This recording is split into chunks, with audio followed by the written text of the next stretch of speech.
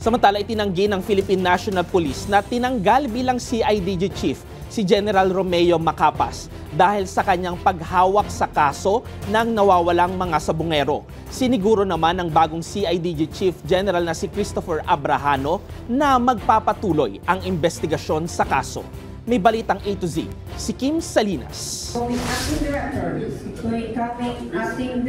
Pinalitan na bilang hepe ng Criminal Investigation and Detection Group si Police Brigadier General Romeo Macapas na siyang nanguna sa investigasyon ng mga nawawalang sabongero.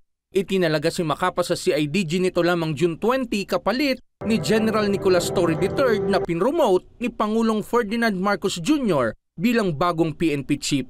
Pero makalipas ang isang buwan, nirelieve sa pwesto si Macapas. Itinanggi naman ng PNP na may nag-utos na tanggalin si Macapas. Wala pong utos whatsoever na tanggalin po si General Macapas. That's why we are clearing the issue po. So kung mayroon man po bang nirelieve as a result ng bungling ng kaso po na ito, definitely it's not General Macapas.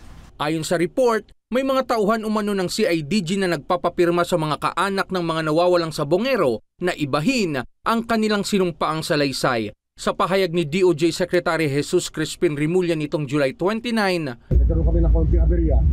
Kaya nga sinabi ko noon, makikiusap ako kay General Torre na i-relieve yung isang service commander. At nangyari naman. Kaya ngayon malinaw na naman ang aming landas patungo sa paglutas nitong problema. Tugon ng PNP, I cannot comment on behalf of the SOJ with due respect to our SOJ. The Chief PNP visited the Department of Justice last Tuesday, if I'm not mistaken, for a separate meeting. Ayon pa sa PNP, inaprubahan ng PNP chief ang hiling ni Macapas kaya itinalaga siya bilang bagong direktor ng Police Regional Office 12 sa SOC Sargen. I want to confirm that it was General Macapas who requested the Chief PNP para mailipat na siya. Hindi na po mapopromote si General Macapas because wala na po. Meron po tayong rule na if you are less than 1 year po ay hindi ka na po mapopromote. Itinalagang bagong CIDG Director si Police Brigadier General Christopher Abrahano na nangakong magpapatuloy ang kanilang investigasyon sa mga nawawalang mga sabongero at mabibigyan ng hustisya ang mga kaanak. Para sa Balitang A to Z, Kim Salinas.